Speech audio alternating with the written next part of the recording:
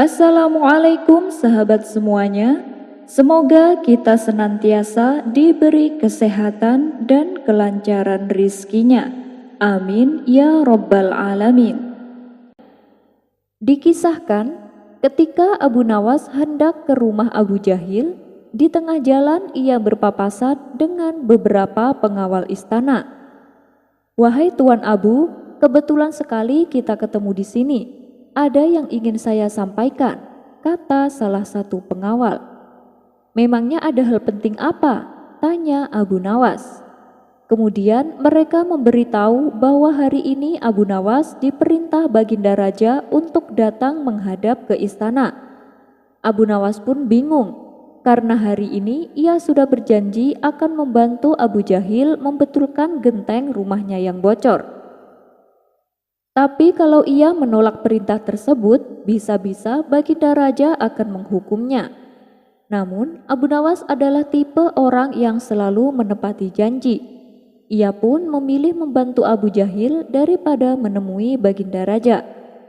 Akhirnya ia menemukan solusi supaya tidak perlu datang ke istana tanpa mendapatkan hukuman sang raja. Ia lalu berkata kepada para pengawal bahwa dirinya tidak bisa menghadap sang raja karena ada suatu alasan. Mendengar penjelasan Abu Nawas, mereka pun mengucapkan bela sungkawa dan pergi berlalu dari hadapan Abu Nawas. Sementara Abu Nawas kembali melanjutkan perjalanannya menuju rumah Abu Jahil. Setibanya di sana, Abu Nawas disambut hangat. "Terima kasih Abu Nawas, kau sudah berkenan mau membantuku," kata Abu Jahil.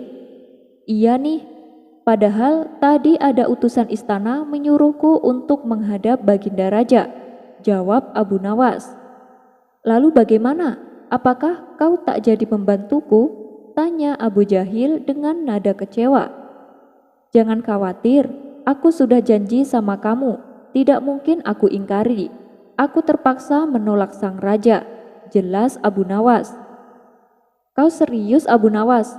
Apa kau tidak takut dihukum?" tanya Abu Jahil cemas. Dengan tersenyum Abu Nawas berkata, "Sudah, tak perlu kau risaukan. Ayo aku bantu betulkan gentengmu." Melihat sikap Abu Nawas yang sangat peduli membuat Abu Jahil merasa terharu. Ia pun menyesali sikapnya yang selama ini selalu memusuhi Abu Nawas. "Ternyata kau adalah kawan yang baik Abu Nawas. Kau rela menolak perintah raja hanya demi untuk membantuku," batin Abu Jahil. Tak terasa air mata Abu Jahil menetes membasahi pipi. "Hai Abu Jahil, mana tangganya?" teriak Abu Nawas dari luar. Abu Jahil segera bergegas mengambil tangga dan memberikannya kepada Abu Nawas. Abu Nawas pun naik ke atap dan mulai membetulkan genteng. Tidak berapa lama datanglah tetangga Abu Nawas. "Hai Abu Nawas, turunlah sebentar. Ada hal penting yang ingin aku katakan," teriak tetangganya. Terpaksa Abu Nawas menghentikan pekerjaannya dan turun ke bawah menghampiri tetangganya. "Ada apa?" tanya Abu Nawas penasaran. "Aku ingin pinjam uang Abu Nawas," jawab tetangganya. Abu Nawas pun menjadi kesal. "Kenapa tidak kau bilang saat aku masih di atas?" tukas Abu Nawas. "Aku malu kalau ada orang lain yang mendengar," balas tetangganya.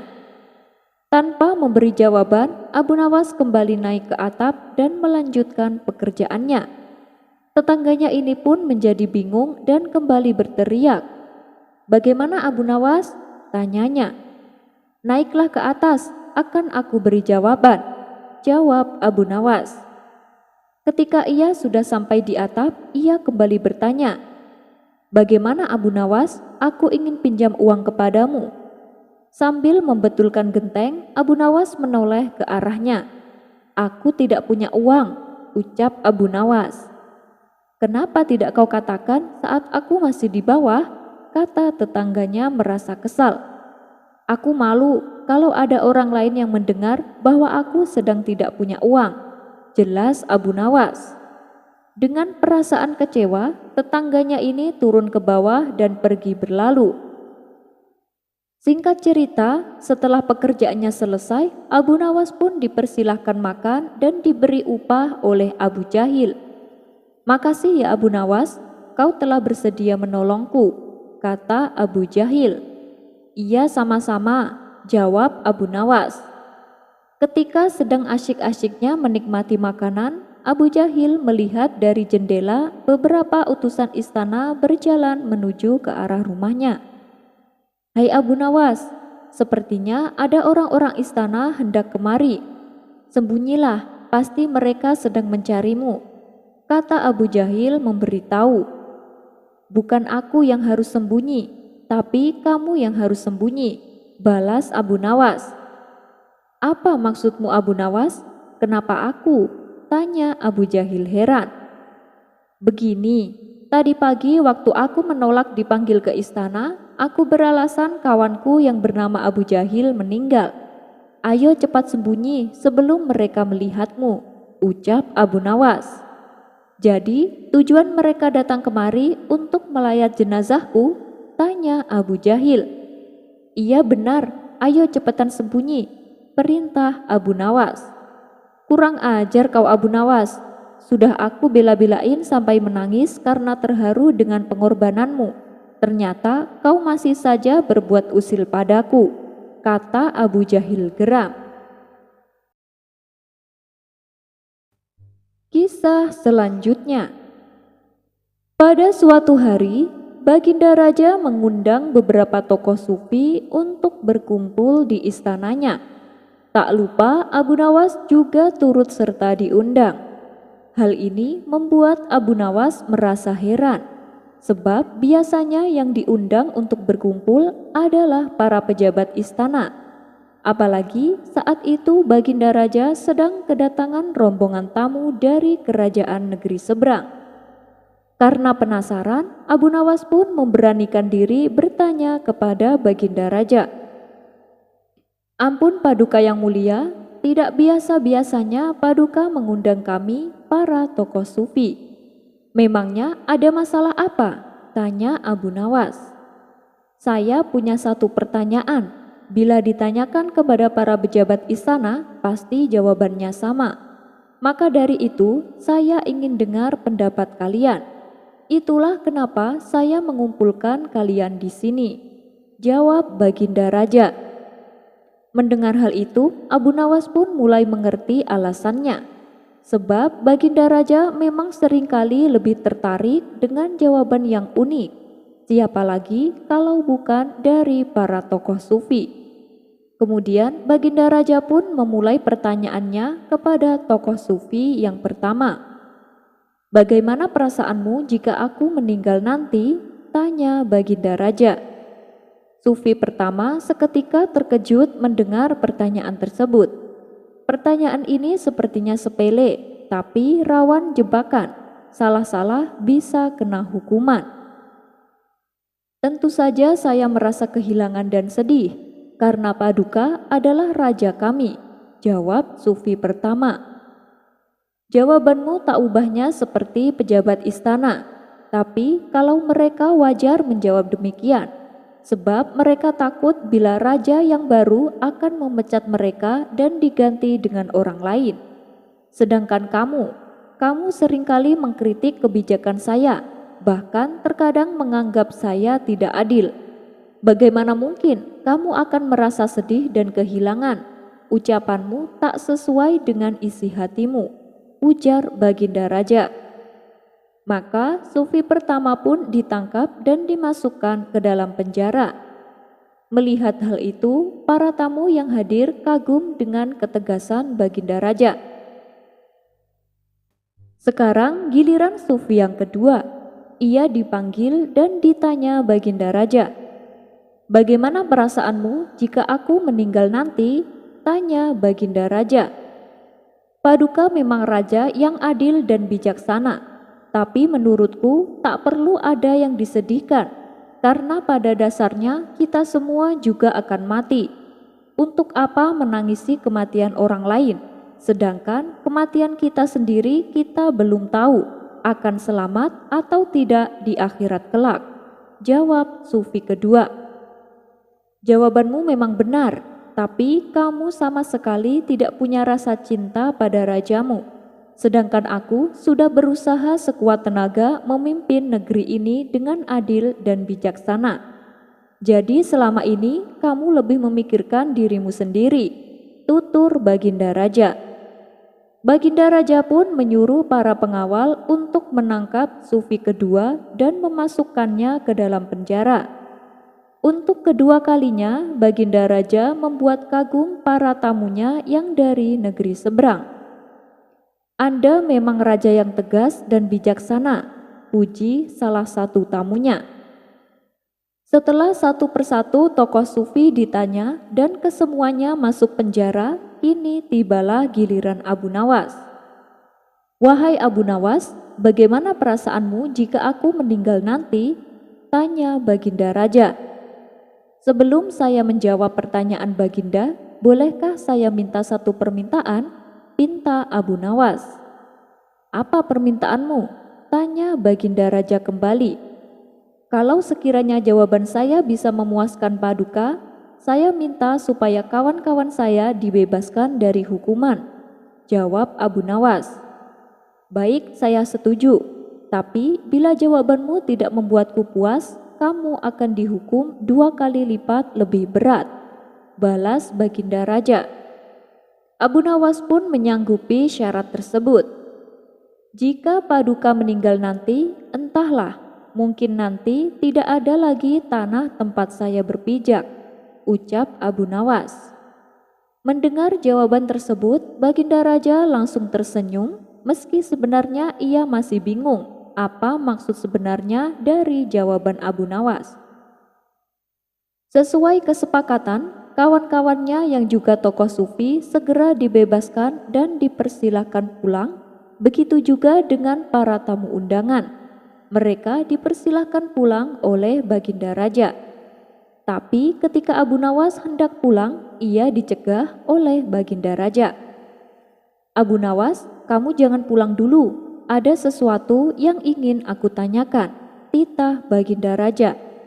Abu Nawas pun berjalan menghampirinya. Ada apa lagi Paduka? Tanya Abu Nawas. Maksud dari jawabanmu tadi sebenarnya apa sih Abu Nawas?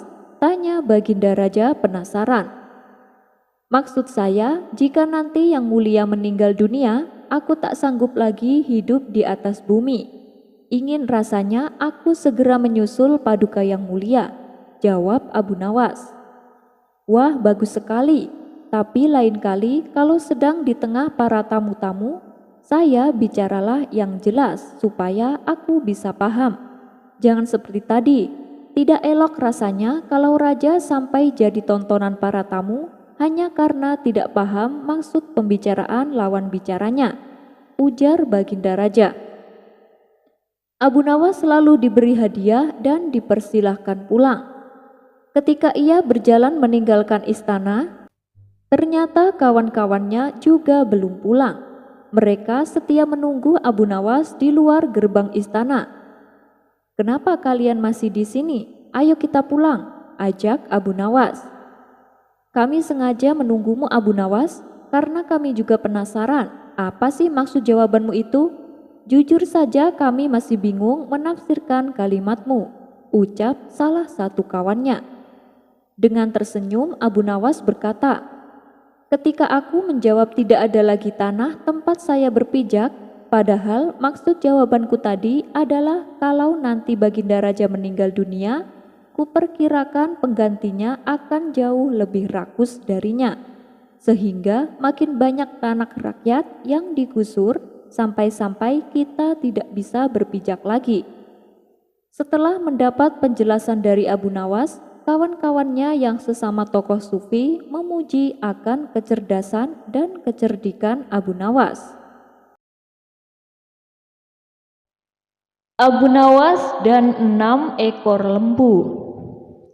Suatu hari, Raja Harun ar-Rasyid memanggil Abu Nawas untuk menghadap ke istana.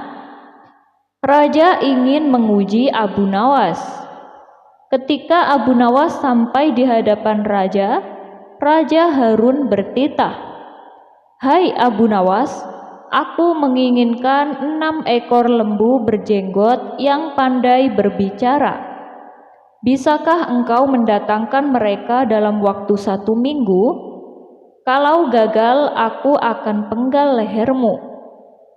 "Baiklah, tuanku Syah Alam, hamba junjung tinggi titah tuan," jawab Abu Nawas. Semua orang dalam istana yang hadir pada saat itu berkata dalam hati, "Mampuslah kau Abu Nawas." Abu Nawas kemudian memohon diri untuk pulang ke rumah. Sesampainya di rumah, ia duduk berdiam dan merenungkan keinginan raja. Abu Nawas cukup lama berada di dalam rumah dan tidak kunjung keluar. Seminggu setelahnya, ia baru keluar. Hari itu adalah batas akhir dari tugas yang diberikan oleh raja. Abu Nawas kemudian menuju kerumunan orang. Ia kemudian berkata, "Hai orang-orang muda, hari ini hari apa?" Orang-orang yang menjawab benar akan dia lepaskan, tetapi orang yang menjawab salah akan dia tahan. Rupanya tidak ada satu orang pun yang menjawab dengan benar. Abu Nawas pun marah kepada mereka. "Begitu saja kok tidak bisa menjawab? Kalau begitu, mari kita menghadap raja untuk mencari tahu kebenaran yang sesungguhnya," ujar Abu Nawas. Keesokan harinya, istana dipenuhi oleh warga yang ingin menonton kesanggupan Abu Nawas membawa 6 ekor lembu berjenggot.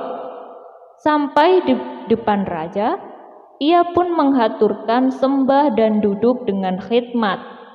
Raja berkata, "Hai Abu Nawas, mana lembu berjenggot yang pandai bicara itu?" Abu Nawas kemudian menunjuk 6 orang yang dibawanya sambil berkata, "Inilah mereka, tuanku Syah Alam." "Hai Abu Nawas, apa yang engkau tunjukkan kepadaku itu?" "Ya tuanku Syah Alam, tanyalah pada mereka hari apa sekarang." Raja kemudian bertanya, dan ke-6 orang tersebut memiliki jawaban yang berbeda-beda. Maka Abu Nawas kembali berujar, "Jika mereka manusia, tentunya tahu hari ini hari apa. Apalagi jika tuanku menanyakan hari yang lain, akan tambah pusing mereka. Manusia atau hewankah mereka ini? Inilah lembu berjenggot yang pandai bicara itu, tuanku." Raja heran melihat Abu Nawas yang pandai melepaskan diri dari ancaman hukuman. Kemudian raja memberikan hadiah 5.000 dinar kepada Abu Nawas. Nabi Musa mengalami sakit gigi. Suatu hari, Nabi Musa mengadukan kepada Allah tentang sakit gigi yang dideritanya. Lalu Allah memerintahkan untuk mengambil beberapa helai rumput di suatu tempat. "Letakkan rumput itu pada gigimu yang nyeri," perintah Allah. Seketika sakit gigi yang diderita Nabi Musa langsung mereda. Beliau pun memanjatkan syukur kepada Allah. Setelah beberapa waktu berlalu, sakit gigi Nabi Musa kembali kambuh. Kali ini, tanpa mengadu kepada Allah, Nabi Musa langsung menuju padang rumput yang pernah ia datangi beberapa waktu silam. Lalu beliau mengobati giginya dengan rumput seperti praktek yang pernah dilakukannya. Bukannya sembuh, malah sakit giginya semakin bertambah parah. Nabi Musa pun bermunajat lagi kepada Allah. "Ya Rob, kenapa sakit gigi yang kualami semakin parah? Bukankah engkau pernah memerintahkan dan menunjukkan mengambil rumput tersebut sebagai obat?" Allah berfirman, "Wahai Musa, akulah penyembuh, akulah pemberi kebaikan, akulah yang mendatangkan mudarat, aku pula yang mendatangkan kemaslahatan." Pada sakitmu yang pertama, engkau mendatangiku, karenanya aku sembuhkan penyakitmu. Tetapi kali ini kau langsung mendatangi rumput itu, bukan mendatangiku. Hikmah di balik kisah ini, Allah ingin mengajarkan kepada hambanya bahwa setiap kali sakit, langkah yang pertama yang dituju adalah Allah. Meskipun kita sudah mengetahui obat dari penyakit tersebut, sebab yang memberi kesembuhan itu sejatinya adalah Allah yang Maha Kuasa, sedangkan obat hanyalah media dan wasilah saja. Kisah selanjutnya, menyambung tangan yang telah terpotong. Ada cerita menarik tentang keajaiban sahabat Ali bin Abi Thalib yang jarang orang ketahui. Ternyata beliau bisa menyambung tangan orang yang terpotong dan kembali seperti sedia kala. Kisah ini bermula ketika ada seorang budak yang sangat memuliakan dan mencintai Sayyidina Ali sebagai seorang pemimpin atau Amirul Mukminin. Suatu ketika, budak tersebut melakukan sebuah pencurian dan aksinya ini ketahuan oleh warga. Si budak pun lalu ditangkap, dan untuk mempertanggungjawabkan perbuatannya, si budak lalu dibawa ke hadapan Amirul Mukminin.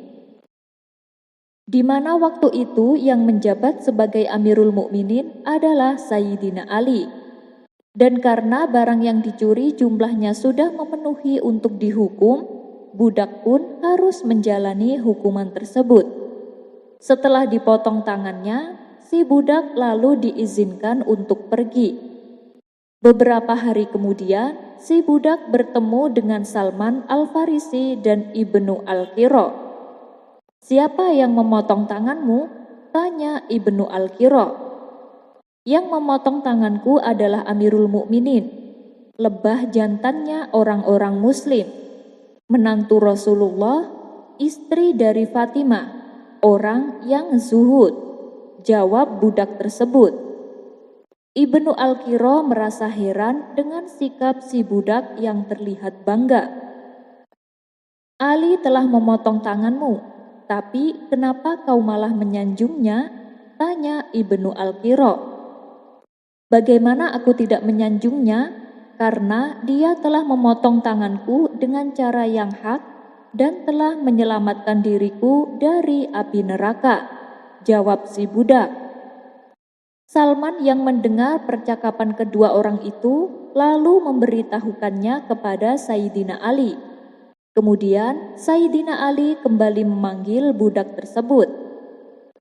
Tangan budak yang telah terputus oleh Sayyidina Ali ditempelkan kembali lalu ditutupi dengan sapu tangan.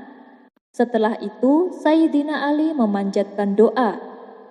Tidak berapa lama kemudian, tangan si budak yang tadinya terputus kini menjadi utuh seperti sedia kala. Demikianlah salah satu karomah yang dimiliki oleh Sayyidina Ali bin Abi Thalib. Kisah ini terdapat dalam kitab tafsir Mafatih Al-Ghaib karya Syekh Fahruddin Ar-Razi. Wallahu a'lam bishawab. Kisah selanjutnya. Di dalam kita menunaikan sholat berjamaah, apabila kita sebagai makmum hendaknya gerakan dalam sholat jangan sampai mendahului. Karena itu diibaratkan sebagai mencuri dalam sholat. Suatu ketika, ada seorang ahli hadis pernah pergi ke Damaskus dengan tujuan menimba ilmu dari seorang syekh yang masyhur di sana. Dia pun belajar beberapa hadis darinya. Namun, sang guru membuat hijab atau penghalang antara dirinya dengan muridnya, sehingga si murid tidak pernah melihat wajah gurunya. Tatkala sudah sekian tahun mengajar, sang guru melihat semangat muridnya mempelajari hadis. Maka sang guru akhirnya membuka hijab atau penghalang yang selama ini menjadi batas antara keduanya. Seketika si murid terkejut bukan main melihat wajah sang guru. "Maaf Syekh, kenapa wajah Anda seperti keledai? kesalahan apa yang pernah Syekh lakukan? Tanya sang murid penasaran. Wahai anakku, janganlah sekali-kali engkau mendahului imam. Dulu, sewaktu saya mendapati hadis tentang larangan makmum mendahului imam, saya menganggap itu suatu yang mustahil. Di dalam hadis tersebut mengatakan, tidakkah salah seorang dari kalian takut? Atau apakah salah seorang dari kalian tidak takut jika dia mengangkat kepala sebelum imam? Allah akan menjadikan kepalanya seperti kepala keledai, atau Allah akan menjadikan rupanya seperti bentuk keledai. Hadis riwayat Bukhari nomor 691 dan Muslim nomor 427. Waktu itu saya sama sekali tidak mempercayainya. Saya pun sholat dengan gerakan mendahului imam. Maka wajah saya seperti yang engkau lihat sekarang. Kisah ini terdapat dalam kitab yang dipopulerkan oleh Syekh Mashhur Hasan Salman. Wallahu a'lam bishawab. Kisah selanjutnya, disandra oleh jin. Dikisahkan, dahulu ada seorang sahabat dari kalangan Ansor pergi untuk menunaikan sholat Isya. Tapi tiba-tiba di tengah perjalanan, beliau disandra oleh bangsa jin dan dibawa ke alamnya. Setelah beberapa hari tak kunjung pulang, sang istri merasa cemas. Ia pun lalu mengadukan kepada Sayyidina Umar, yang kala itu menjabat sebagai Amirul Mukminin. Sayyidina Umar lalu keluar untuk bertanya kepada orang-orang, dan mereka menjawab, "Wahai Amirul Mukminin, kami tidak tahu keberadaannya. Dia keluar untuk sholat Isya kemudian menghilang." Sang istri kemudian bertanya, "Wahai Amirul Mukminin, suamiku telah meninggalkanku. Bolehkah aku menikah lagi?" Lalu Sayyidina Umar memerintahkan kepadanya agar menunggu selama 4 tahun. Tatkala 4 tahun telah berlalu, si istri datang lagi menemui Sayyidina Umar. Barulah Sayyidina Umar memperbolehkannya untuk menikah dengan lelaki lain setelah menjalani masa iddah. Ketika si istri telah menikah dengan pria lain, suami pertamanya datang dan menuntut Sayyidina Umar. "Wahai Amirul Mukminin, mengapa Anda memperbolehkan istriku menikah lagi?"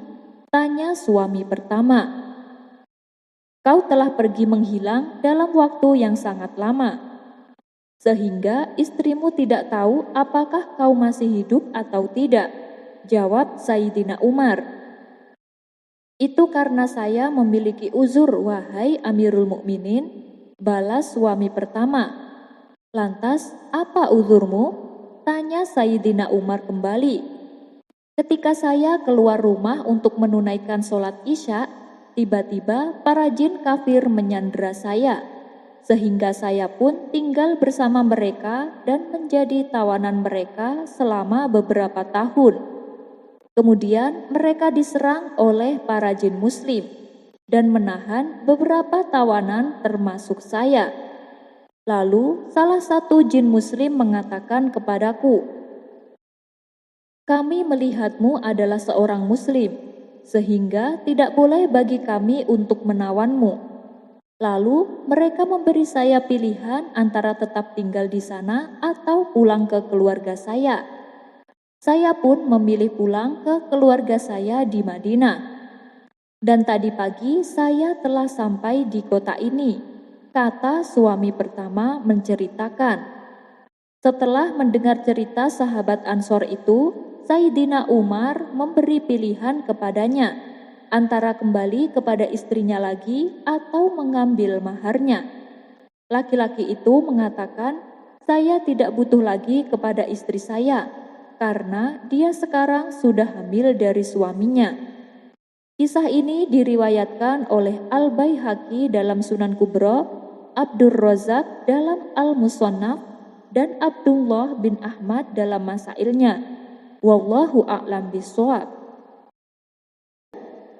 Pada pertemuan kali ini, saya akan menceritakan beberapa kisah lucu tentang seorang sufi yang bernama Nasruddin Hoja. Membeli sepatu.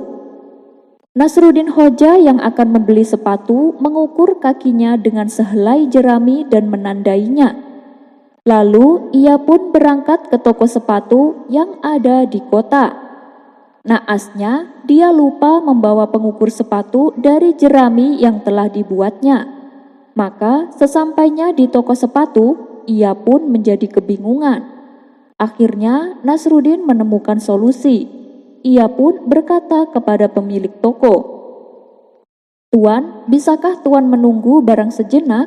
Aku akan mengambil jeramiku yang tertinggal di rumah." Tanpa menunggu jawaban, Nasruddin bergegas pulang mengambil jerami pengukur kakinya. Lalu dengan tergopoh-gopoh ia pun kembali lagi ke toko tersebut. Sayangnya hari telah larut malam dan toko sepatunya tentu saja sudah tutup.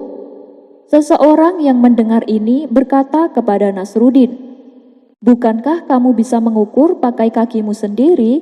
kata orang tersebut.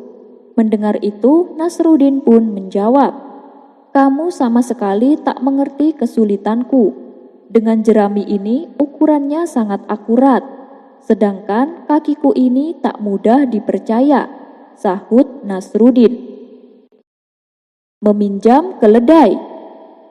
Diceritakan, keledai Nasruddin jatuh sakit, maka ia meminjam seekor kuda kepada tetangganya.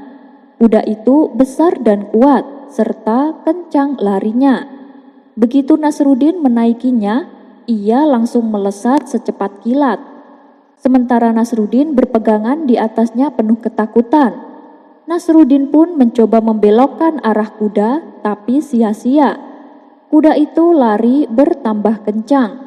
Beberapa teman Nasruddin yang sedang bekerja di ladang melihat Nasruddin melaju kencang di atas kuda. Mereka mengira Nasruddin sedang ada sesuatu yang penting. Mereka pun berteriak, "Mau kemana Nasruddin? Mengapa terburu-buru?" Nasruddin balik berteriak, "Saya tidak tahu, binatang ini tidak mengatakannya kepadaku." Jatuhnya jubah Nasruddin. Ketika malam sudah larut, Nasruddin bersama teman-temannya memutuskan untuk pulang ke rumah. Di depan pintu rumah, mereka pun berpisah. Setelah Nasruddin masuk ke dalam rumah, ternyata istri Nasruddin sudah menantinya. "Dari tadi aku telah bersusah payah memasak untukmu sore tadi," kata sang istri marah-marah sambil menjewer kuping Nasruddin. Karena saking kuatnya, Nasruddin sampai terpelanting dan jatuh menabrak peti. Mendengar suara gaduh, teman-teman Nasruddin yang belum terlalu jauh bertanya dari balik pintu, "Ada apa Nasruddin? Malam-malam begini kenapa ribut sekali?" "Jubahku jatuh dan menabrak peti," jawab Nasruddin. "Jubah jatuh saja suaranya ribut sekali," balas mereka. "Tentu saja, karena aku masih berada di dalamnya," tutur Nasruddin. Manfaat keju. Setelah bepergian jauh, Nasruddin tiba kembali di rumah. Istrinya menyambutnya dengan gembira. "Wahai suamiku, aku punya sepotong keju untukmu," kata istrinya. "Alhamdulillah, aku suka dengan keju. Keju itu baik untuk kesehatan perut," puji Nasruddin. Tidak lama berselang, Nasruddin kembali pergi. Dan ketika ia kembali, istrinya menyambutnya dengan gembira juga. "Adakah keju untukku?" tanya Nasruddin. "Tidak ada lagi, wahai suamiku," jawab istrinya. "Ya sudah, tidak apa-apa. Lagi pula keju itu tidak baik bagi kesehatan gigi," ujar Nasruddin. Mendengar itu, istrinya pun menjadi bingung. "Jadi, mana yang benar, wahai suamiku? Keju itu baik untuk perut atau tidak baik untuk gigi?" "Oh, itu tergantung. Tergantung apakah kejunya ada atau tidak," sahut Nasruddin. Kucing 2 kilo. Ketika memiliki uang cukup banyak, Nasrudin membeli ikan di pasar dan membawanya ke rumah. Ketika istrinya melihat ikan yang banyak itu, ia pun berpikir, "Sudah lama aku tidak mengundang teman-temanku makan di sini." Ketika malam tiba, Nasrudin pun pulang kembali ke rumahnya. Ia berharap ikannya sudah dimasakkan oleh istrinya. Namun alangkah kecewanya ia melihat ikan-ikannya itu sudah habis, tinggal duri-durinya saja. "Siapa yang menghabiskan ikan sebanyak ini?" tanya Nasrudin marah. Istrinya menjawab, "Dimakan kucingmu." "Mengapa juga kau pelihara kucing? Dia kan kucing yang nakal dan juga rakus." Nasrudin pun makan malam dengan seadanya saja. Setelah makan, dipanggilnya kucingnya dan dibawanya ke warung terdekat. Kucing tersebut lalu diangkat oleh Nasrudin ke atas timbangan dan ditimbangnya. Lalu ia pun pulang ke rumah dan berkata cukup keras kepada istrinya, "Hei istriku, ikanku tadi 2 kilo beratnya, dan kucing ini beratnya juga 2 kilo. Kalau kucingku 2 kilo, mana ikannya? Dan kalau ini ikan 2 kilo, lalu mana kucingnya?" Membalik logika. Seorang yang filosof dogmatis sedang menyampaikan ceramah. Nasrudin mengamati bahwa jalan pikiran sang filosof terkotak-kotak dan sering menggunakan aspek intelektual yang tidak realistis. Setiap masalah didiskusikan dengan menyitir buku-buku dan kisah-kisah klasik, lalu dianalogikan dengan cara yang tidak semestinya. Akhirnya sang penceramah menawarkan, "Siapa yang mau membaca buku karyanya?"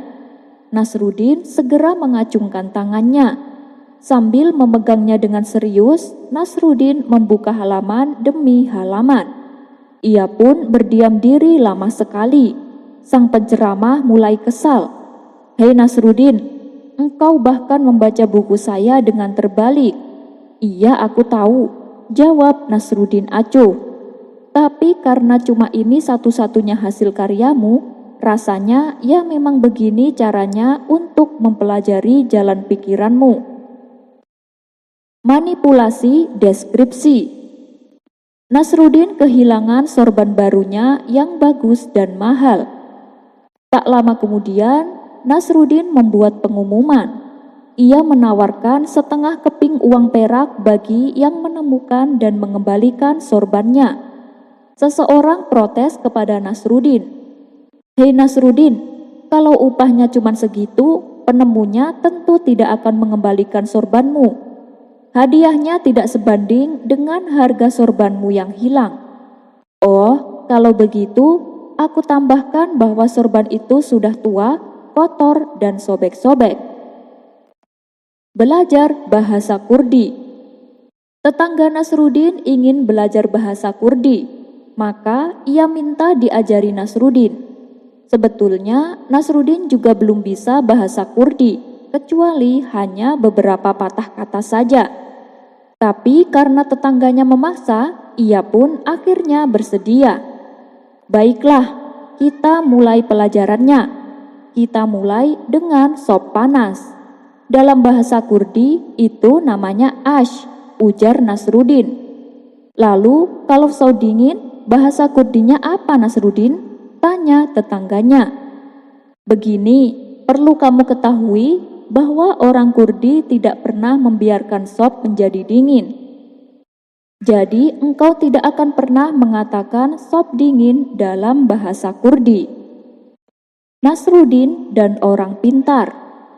Dikisahkan, ada seorang yang sangat pintar tapi juga sombong. Ia merasa sangat pintar dalam segala hal. Karenanya, Nasrudin ingin sedikit memberi pelajaran pada orang pintar yang sombong ini. "Hei orang pintar, saya ingin taruhan," tantang Nasrudin. Orang pintar itu pun tertawa.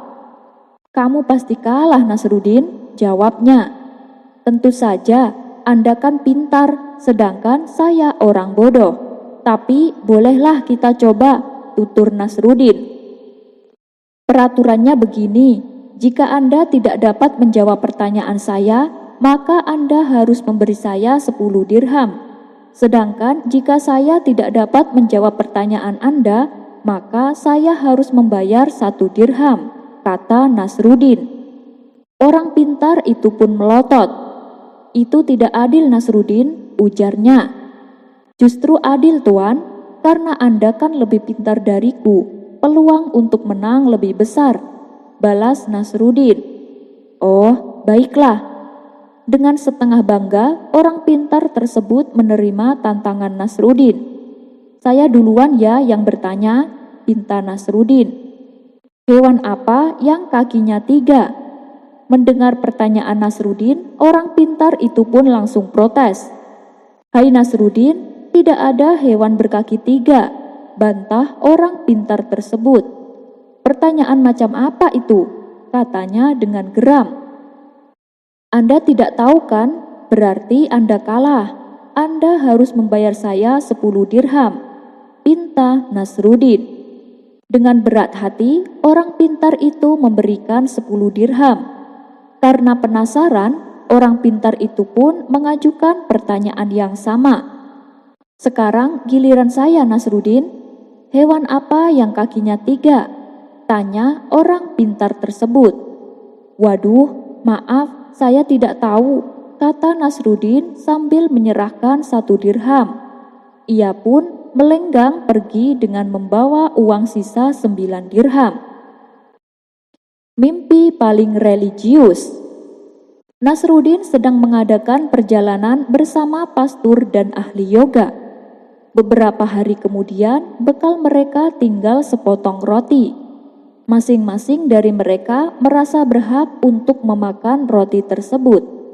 Setelah debat seru, akhirnya mereka bersepakat akan memberikan roti itu bagi siapa saja yang mengalami mimpi paling indah. Maka tidurlah mereka bertiga. Pagi harinya saat bangun, pastur bercerita. Tadi malam aku bermimpi indah sekali. Aku melihat Kristus membuat tanda salib. Itu adalah tanda yang istimewa sekali.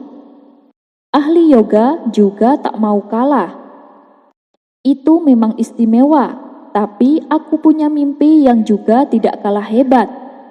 Tadi malam aku bermimpi melakukan perjalanan ke surga dan menemui tempat paling damai. Bagaimana denganmu, Nasruddin? Apa mimpi yang kamu alami? Tanya mereka berdua.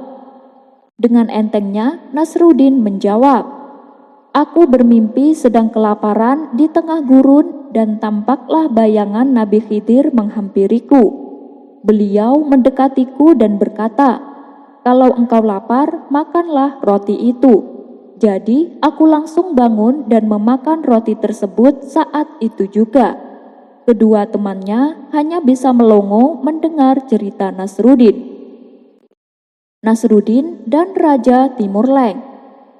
Timur Leng mulai mempercayai Nasruddin dan kadang mengajaknya berbincang soal kekuasaannya. Hai Nasruddin, saya dengar setiap raja di dalam agamamu katanya selalu memiliki gelar dengan nama Allah. Misalnya Al-Muwafiq Billah, Al-Mutawakkil 'alallah, Al-Mu'tasim Billah, dan lain-lain. Kalau menurutmu, apakah gelar yang pantas untukku? Nasruddin sempat kaget, mengingat Timur Leng adalah raja kafir yang bengis dan kejam. Tapi tak lama kemudian Nasruddin menemukan jawabannya. Saya kira gelar yang paling pantas untuk Anda adalah Na'udzubillah, jawab Nasruddin. Kemudian Timur Leng meneruskan perbincangannya. Hei Nasruddin, menurut agamamu, di manakah tempatku di akhirat kelak? Apakah aku ditempatkan bersama orang-orang yang mulia atau yang hina?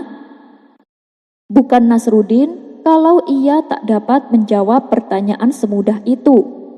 Raja penakluk seperti Anda, insya Allah akan ditempatkan bersama raja-raja dan juga tokoh-tokoh yang telah menghiasi sejarah, jawab Nasruddin. Timur Leng benar-benar puas dan gembira. Benarkah itu Nasruddin? Tentu saja Paduka, saya yakin Anda akan ditempatkan bersama Fir'aun dari Mesir, Raja Namrud dari Babilonia, dan Kaisar Nero dari Romawi." Entah mengapa, Timur Leng masih juga bergembira mendengar jawaban Nasruddin. Itik berkaki satu. Suatu ketika, Nasruddin diundang menghadap Timur Leng.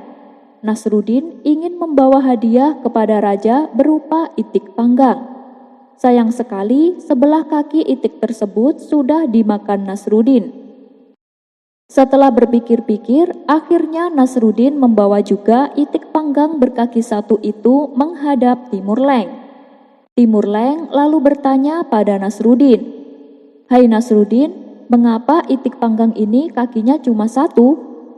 "Memang di negara ini itik-itik hanya berkaki satu, Tuan. Kalau Tuan tidak percaya, cobalah lihat di kolam." Mereka berdua pun lalu berjalan menuju kolam. Di sana banyak itik berendam sambil mengangkat salah satu kakinya, sehingga nampak hanya berkaki satu. "Lihatlah Tuan," kata Nasruddin puas. "Di sini itik hanya berkaki satu."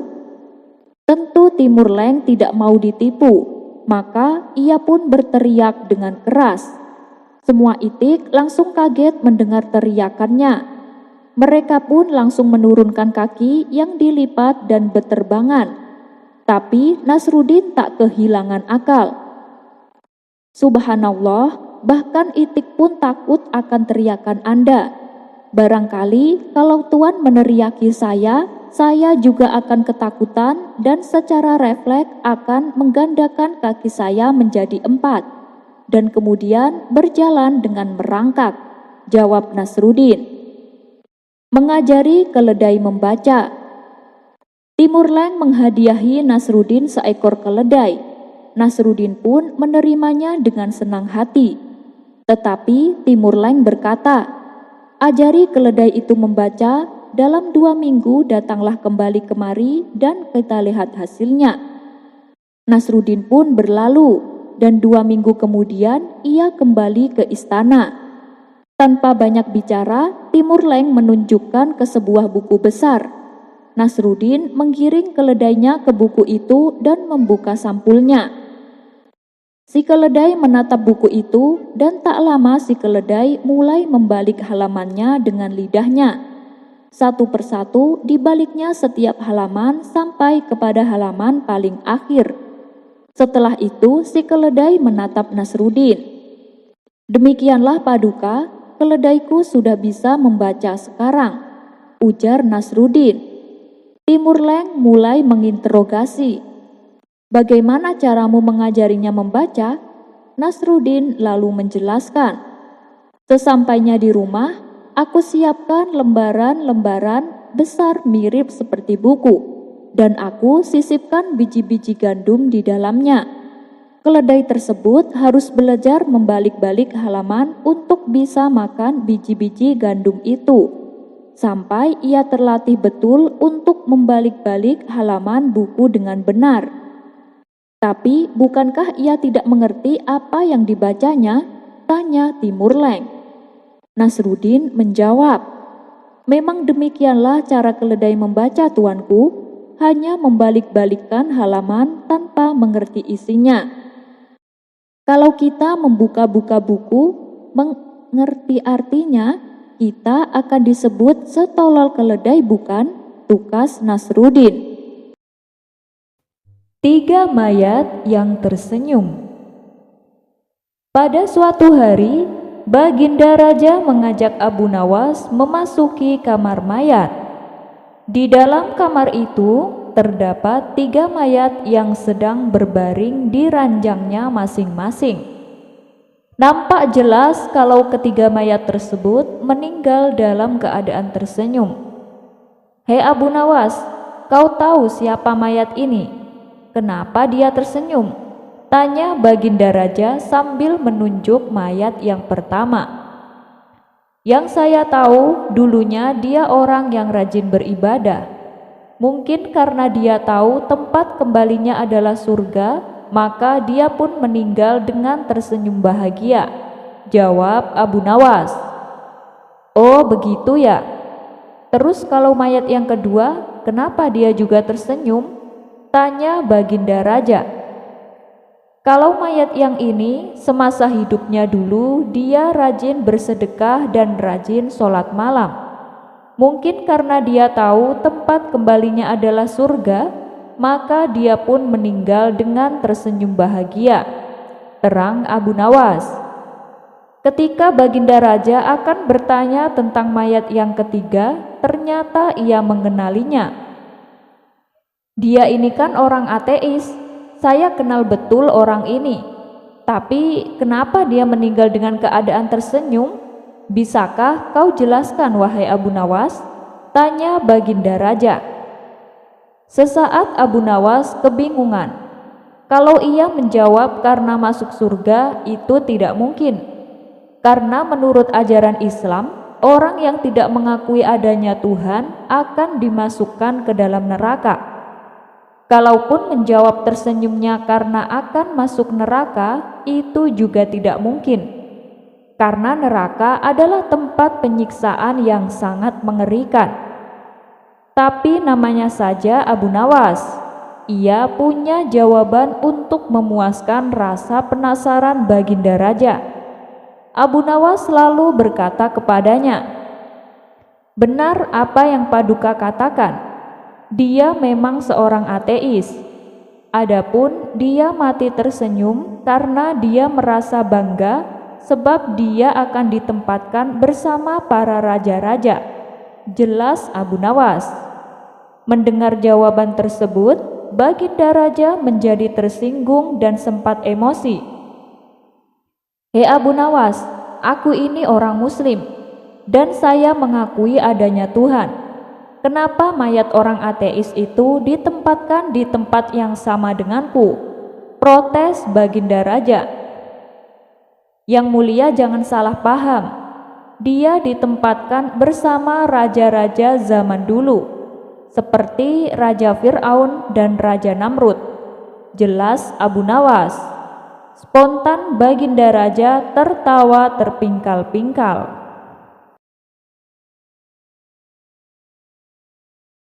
Sekian dulu perjumpaan kita kali ini. Sampai bertemu lagi di kisah selanjutnya. Terima kasih yang sudah subscribe dan setia menonton channel ini. Wassalamualaikum